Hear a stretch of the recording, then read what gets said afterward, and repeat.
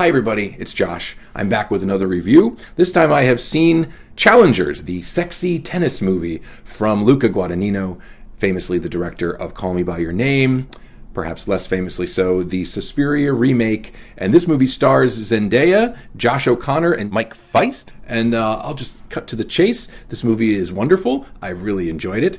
It's not that 2024 has been a bad year for movies so far, but 2023 was so interesting and so stacked that I realized I've only really given 3 4-star reviews so far this year, and that was Dune 2, Civil War, and now this, Challengers. I also really enjoyed La Chimera, but that's technically a 2023 movie. Now, La Chimera starred Josh O'Connor, who is one of the tennis players in this movie, one of the main characters.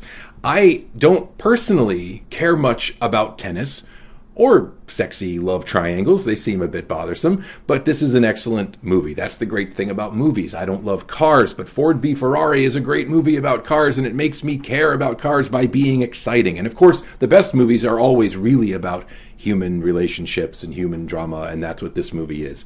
When I say this movie is excellent, I mean the filmmaking and the thrill of watching it. It's not going to be an important movie. It's not about much beyond just competition and obsession and betrayal and all those things, friendship, I guess, ultimately, but it's just so masterfully made. This movie starts with shots of tennis being played before you even see the MGM Studio logo, and it is gripping from those first moments. It gets to a point where every play, every volley, hit, whatever things are called in tennis when you hit the ball, every move, every play is packed with meaning and pathos and drama, and the stakes are so low. It's just about these 3 obsessive people, but it is so good, and I really enjoyed watching it. This is one of those movies where I've seen the trailer 1,000 times because I go to the movies a lot, and there's a lot of marketing push behind this movie,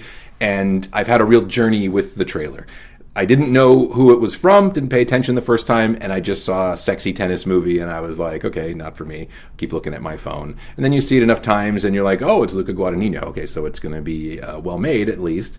And it's got, those are who those actors are, yeah. And then you start to hear the buzz, and this may be the biggest buzz I've heard for a movie so far this year. Again, maybe that means it's slim pickings. This is a movie where your mileage may vary. I know that some people might think that it's too slight, or they don't like sports movies, or maybe you do like sports movies, but you're not prepared for what kind of sports movie this is, because this is a R-rated movie about romance and sex and betrayal and all these things. Then it uses tennis as the kind of language of expression for all of these things. And there were some people who were having a great time and some people who were not in the theater. And that's great, because so much entertainment these days is calculated to hit all the quadrants and to make the most money, that when you see a movie that takes swings and alien, I've been in more movies this year where people walked out of Book of Clarence because they were offended by its treatment of religion. People walked out of Civil War because they brought their kids expecting some kind of a disaster movie, and they got one, but it was more intense than what they anticipated. And nobody walked out of Challengers, but there were some people afterwards who were like, why does everything have to be so dirty? It's not really that dirty. The trailer makes this movie look like it's going to be really sexy, and you've got that MPA warning about graphic nudity, but it's not. There's no sex in the movie. There's implied sex. There's a sexy love triangle, but the spoiler alert: the graphic nudity is some dudes in a locker room. So it's just the themes and the sexiness and the Zendaya-ness of this movie. So I had a blast watching this movie.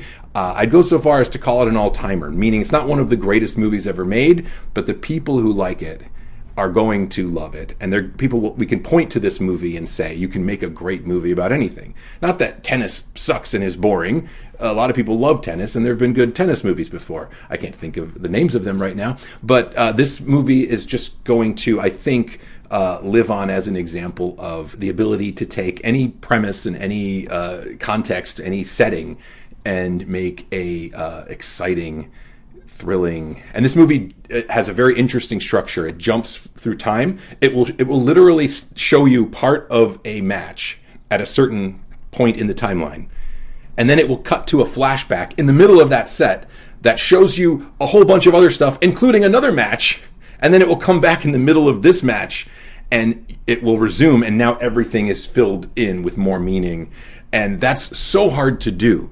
When it's done well, as it is in this movie, it just looks like, well, yeah, this all you have to do is just cut here and show this. And it's so hard to do it in a way that's not confusing, in a way that's not irritating. And this movie makes it seem so effortless. That's what a great director does. And this movie is so well directed and edited and acted.